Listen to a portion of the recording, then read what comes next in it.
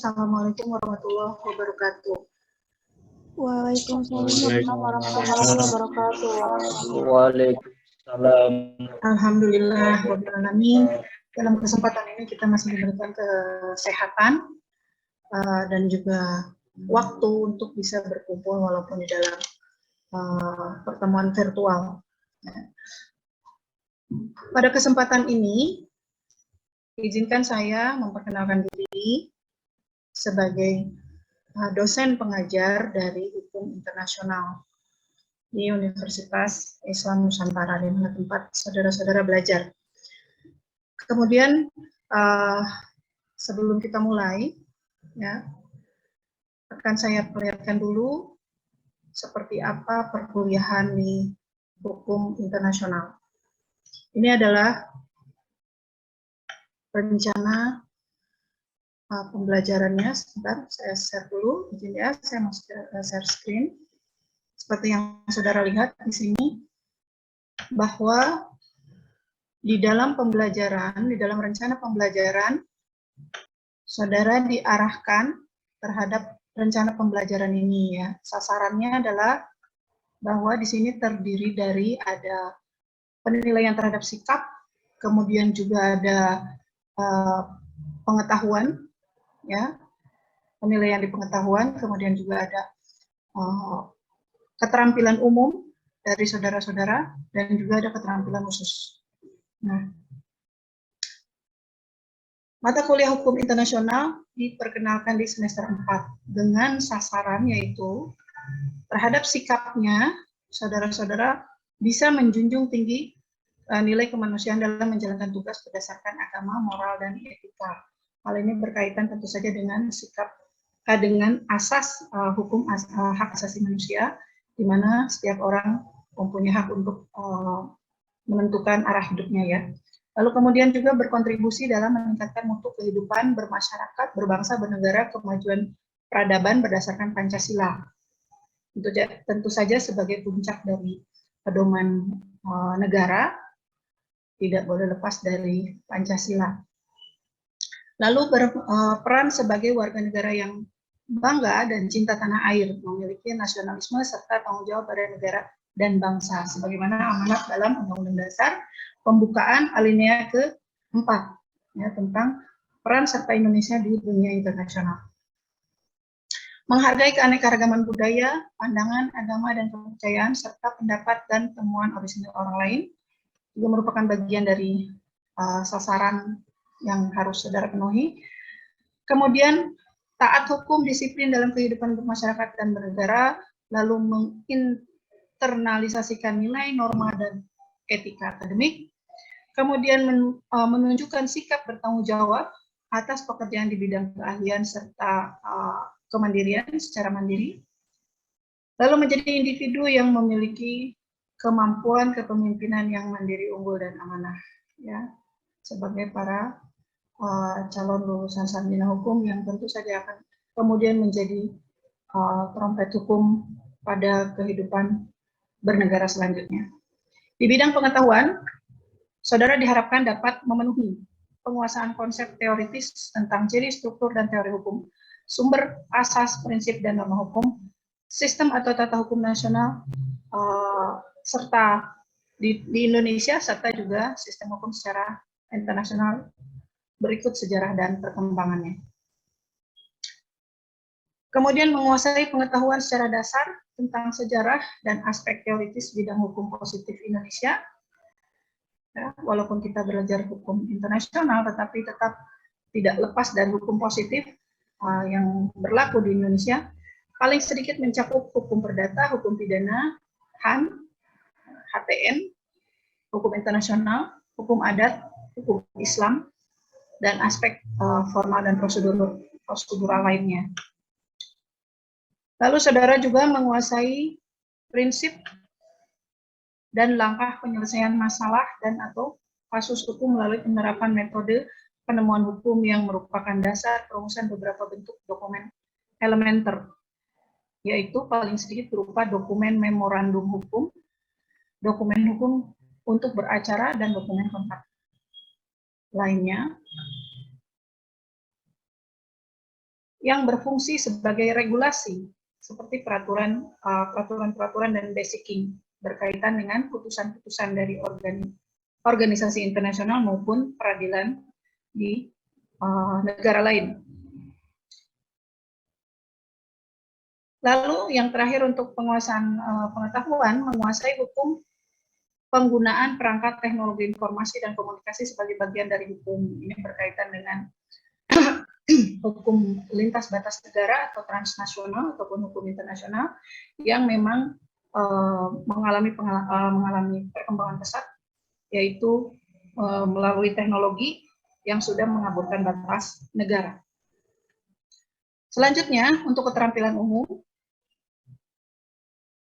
saudara juga dituntut mampu menerapkan pemikiran logis, kritis, sistematis, dan inovatif dalam konteks pengembangan atau implementasi hukum, ilmu pengetahuan, dan teknologi yang memperhatikan dan menerapkan nilai humaniora yang sesuai dengan bidang keahlian.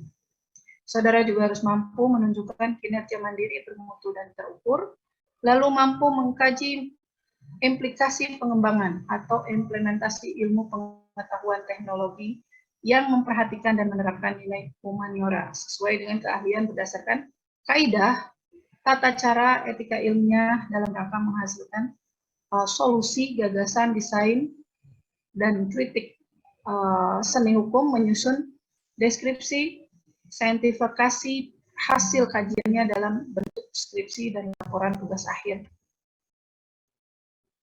Kemudian yang selanjutnya adalah saudara mampu mengambil keputusan secara tepat dan konteks penyelesaian masalah di bidang keahliannya berdasarkan hasil analisis dan informasi data. Lalu saudara mampu memelihara dan mengembangkan jaringan kerja dengan pembimbing, kolega, sejawat, baik di dalam maupun di luar lembaganya. Selanjutnya, ya, ternyata banyak sekali, Bu, ya itulah memang rencana pembelajaran ya, capai. Selanjutnya adalah saudara mampu bertanggung jawab atas pencapaian hasil kerja kelompok dan melakukan supervisi, evaluasi, serta penyelesaian pekerjaan yang ditugaskan pada pekerja yang berada di bawah tanggung jawabnya. Ini sebagai penilaian kerja tim. Lalu kemudian mampu melakukan proses evaluasi diri terhadap kelompok kerja yang berada di bawah tanggung jawabnya dan mampu mengelola pembelajaran secara mandiri. Yang terakhir adalah mampu mendokumentasikan, menyimpan, mengamankan, dan menemukan kembali data untuk menjamin kesahihan dan mencegah plagiasi. Adapun untuk keterampilan khusus, saudara diharapkan mampu menyusun konsep penyelesaian masalah atau dari kasus hukum melalui penerapan metode berpikir yuridis berdasarkan pengetahuan teoritis tentang sumber, asas, prinsip, norma hukum, dan berbagai bidang ilmu positif. Bidang hukum positif Indonesia yang merupakan keahlian dasar untuk menjalankan profesi hukum. Saudara juga mampu merumuskan ide secara logis, kritis, dan argumentatif di bidang hukum positif Indonesia dan mengkomunikasikannya secara lisan ataupun tertulis khusus dalam lingkup masyarakat akademik sesuai dengan etika akademik.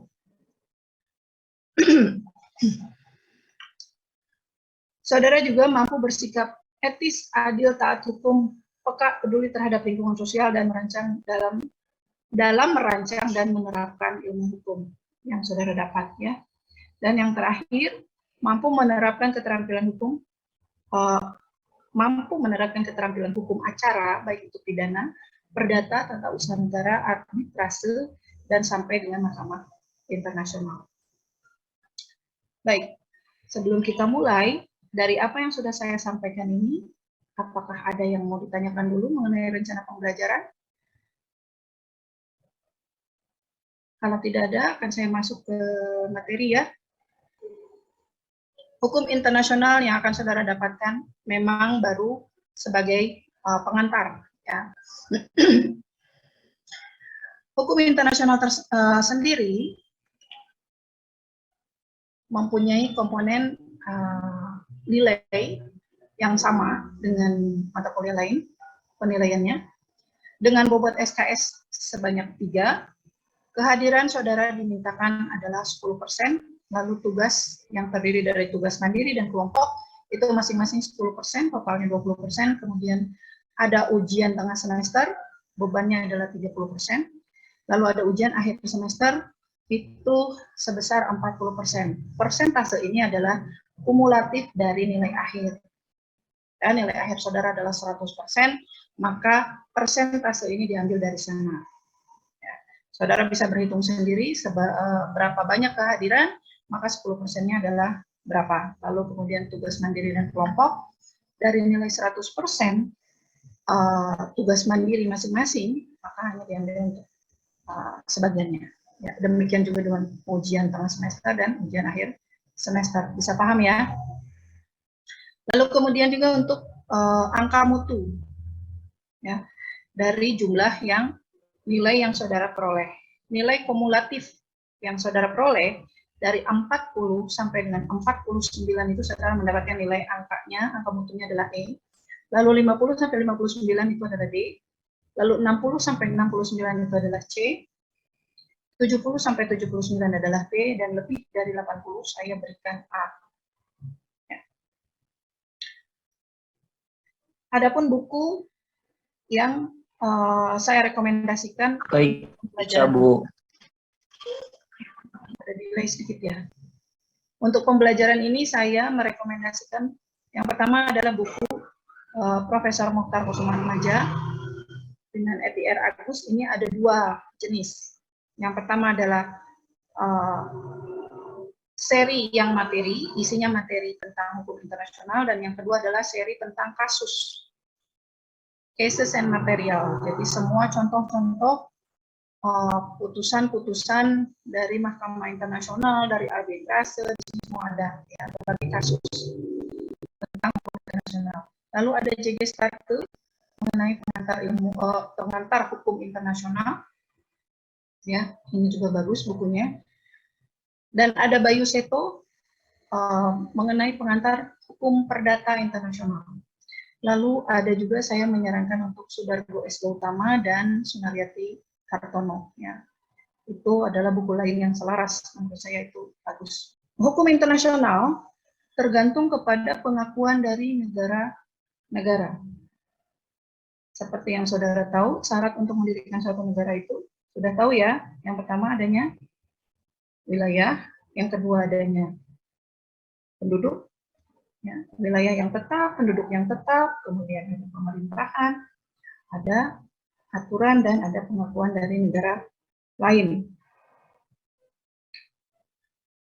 Maka negara tersebut sudah dapat menjalankan hubungan internasional dengan hukum internasionalnya.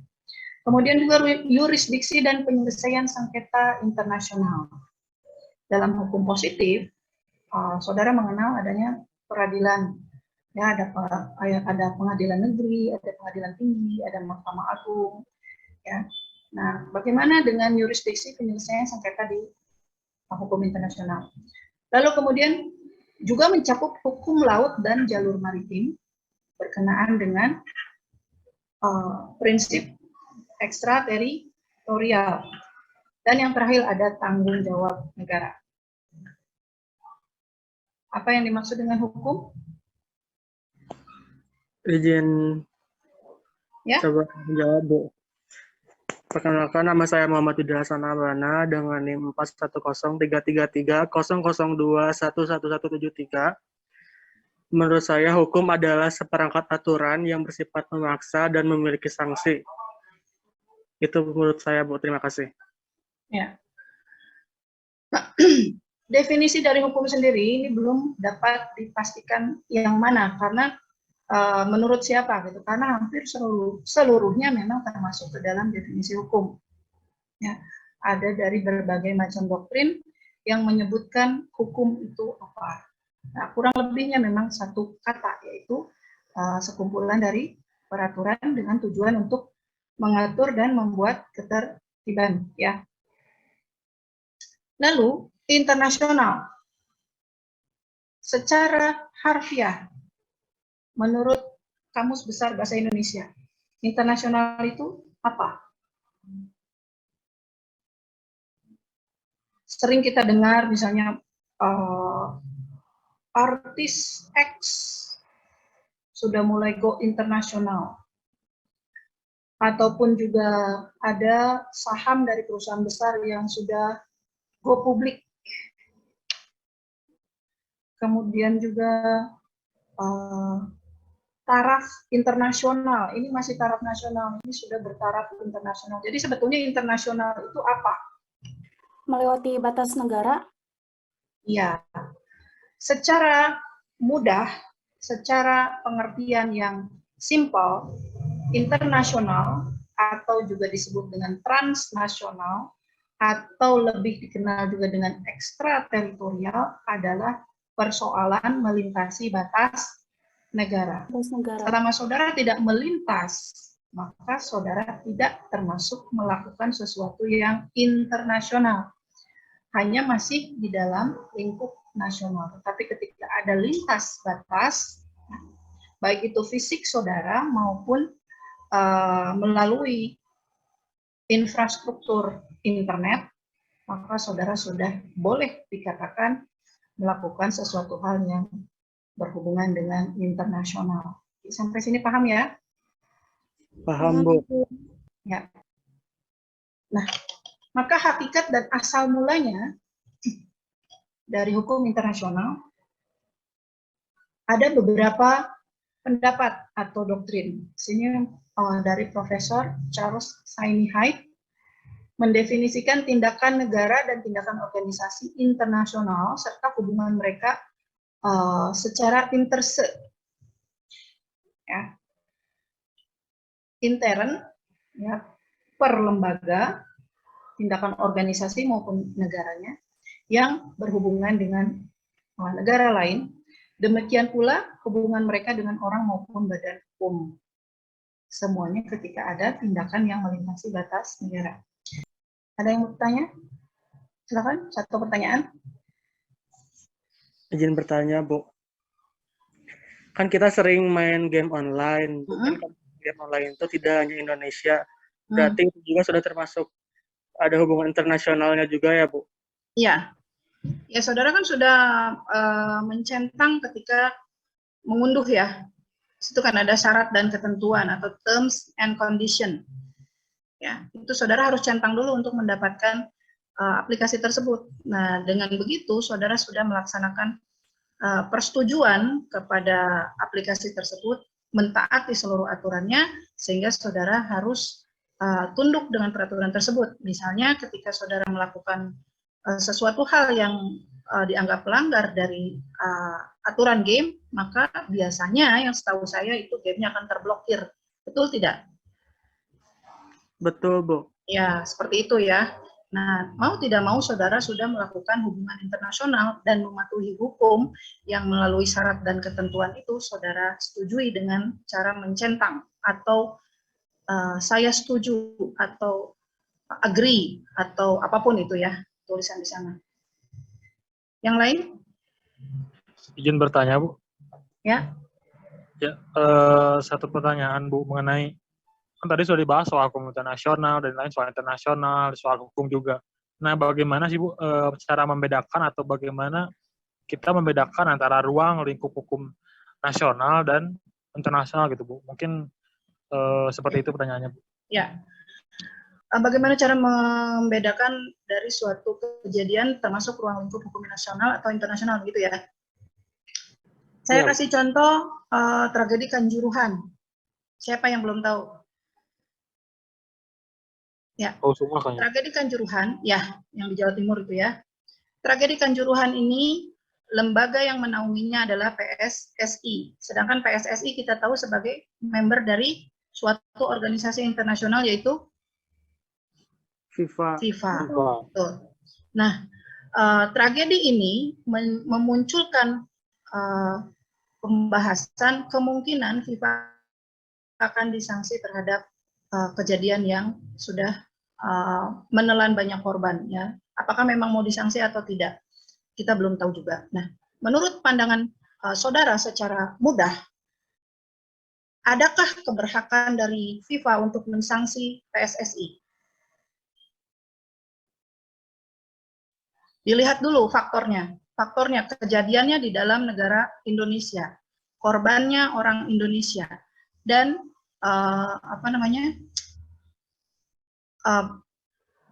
itu tim yang bertanding juga antara Indonesia, tidak ada faktor asingnya, tidak ada foreign elementnya. Apakah FIFA boleh mensanksi PSSI?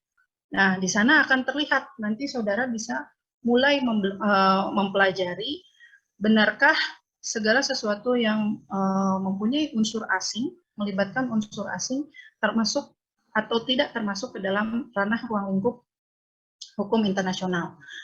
Maka sesuatu kejadian termasuk ke dalam ruang lingkup hukum nasional ataupun hukum internasional, memang faktor utamanya adalah foreign element. Namun, tetap bisa dilihat dari lembaga apa yang menaungi, sehingga demikian boleh dikatakan hal itu termasuk hukum nasional, ruang lingkupnya, atau hukum internasional. Yang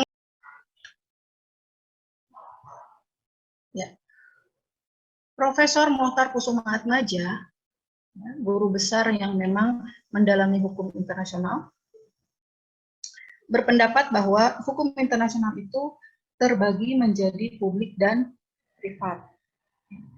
Publiknya atau pidana itu merupakan keseluruhan kaidah dan asas hukum yang mengatur hubungan atau persoalan yang melintasi batas negara. Hal ini tentu saja bukan yang bersangkutan dengan perdata. Dan saudara nanti akan bisa melihat bagaimana cara membedakan publik dengan perdata, dengan privat.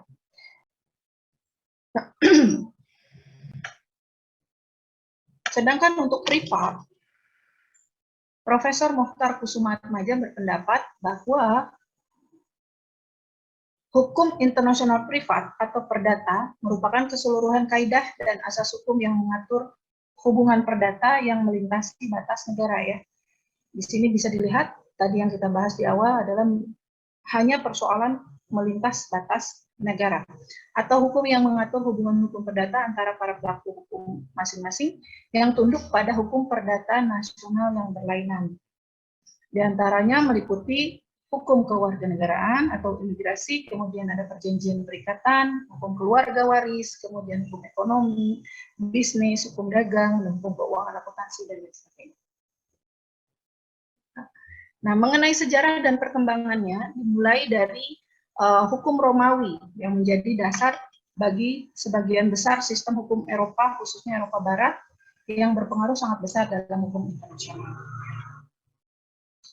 Selama abad pertengahan, kehidupan dunia barat dikuasai oleh feodal yang berpuncak kekaisaran, dan kehidupan gereja berpuncak pada Paus sebagai kepala gereja Katolik Roma. Maka dari itu, Tahta Suci Vatikan merupakan salah satu subjek hukum internasional, ya, sebagai pewaris dari pemerintahan Yunani dan Romawi. Kekaisaran Bizantium mempraktekkan diplomasi untuk mempertahankan supremasinya. Oleh sebab itu, praktek diplomasi merupakan sumbangan terpenting dalam lingkungan kebudayaan terhadap hukum internasional. Ya. Maka sejak berakhirnya banyak peperangan antar kerajaan-kerajaan kecil, mulailah diperkenalkan melalui Bizantium, Kekaisaran Bizantium tentang diplomasi. Dan dunia Islam dari abad pertengahan menyumbangkan hukum perang, ya, diplomasi dan hukum perang. HI modern didasarkan kepada bukan hanya negara saja yang menjadi subjek hukum, melainkan juga karena sudah mengakhiri perang selama 30 tahun, maka menemukan perubahan dalam peta bumi politik yang sudah terjadi karena perang di Eropa, sehingga subjek hukumnya tidak hanya negara. Ya. Perjanjian perdamaian mengakhiri peperangan melalui Kaisar Romawi untuk menegakkan kembali Imperium Roma Suci. Ya, ini sejarah saja sebetulnya, ya. Kemudian antara hubungan negara-negara dilepaskan dari persoalan hubungan kegerejaan dan didasarkan pada kepentingan nasional negara masing-masing. Jadi pada saat itu memang ada dua jalur. Yang pertama adalah jalur negara dan yang kedua adalah jalur jalur agama.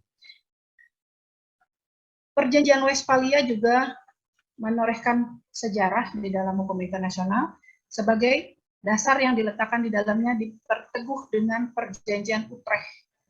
Pernah mendengar Utrecht? Yang penting artinya dilihat dari sudut politik internasional pada waktu itu karena menerima asas keseimbangan kekuatan sebagai asas politik internasional.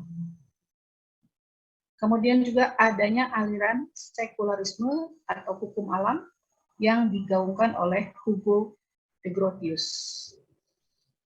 Ya.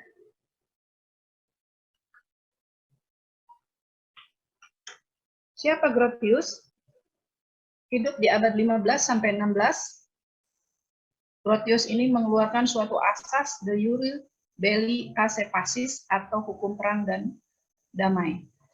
Alirannya termasuk kepada aliran sekularisme atau law of nature, kemudian otoritas putusan pengadilan internasional juga merupakan hal yang penting di dalam asas Grotius.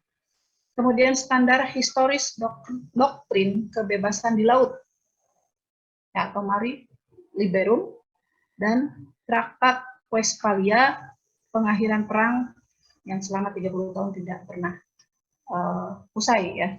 Maka Grotius mengeluarkan suatu asas de jure belli pace pacis.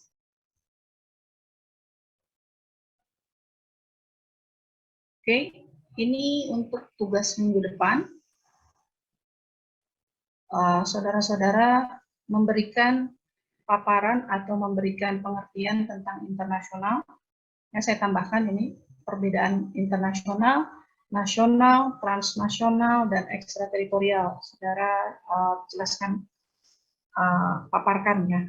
Kemudian berikan tanggapan terhadap YouTuber, TikToker, dan lain-lain yang dianggap viral atau go internasional dikaitkan dengan hukum internasional itu seperti apa? Ya, yang tadi kita sudah bahas bersama-sama mengenai lintas batas negara. Oke, sampai sini ada yang mau ditanyakan? Izin bertanya, Bu. Ya. Bisakah urusan internegara menjadi urusan negara lain? Ya, baik. Bisakah urusan intern negara yang satu menjadi urusan intern negara lain? Contohnya kembali kepada yang tadi ya, yaitu pengurusan kanjuruhan. Ya, itu sebetulnya kan hukum masalah intern. Ya, pemainnya orang Indonesia, korbannya orang Indonesia, kejadiannya juga di Indonesia. Apabila sampai dengan FIFA mensanksi Indonesia, tentu ada pertimbangan lain. Ya. Dalam hukum internasional ada batas, yaitu batas negara, yaitu selama dia tidak melintasi batas negara, maka tidak termasuk ruang lingkup hukum internasional. Maka bolehkah masalah boleh atau tidaknya, tentu saja itu dikembalikan kepada perjanjian politik di antara kedua belah pihak. Oke, sampai sini. Untuk tugas ada yang mau ditanyakan dulu?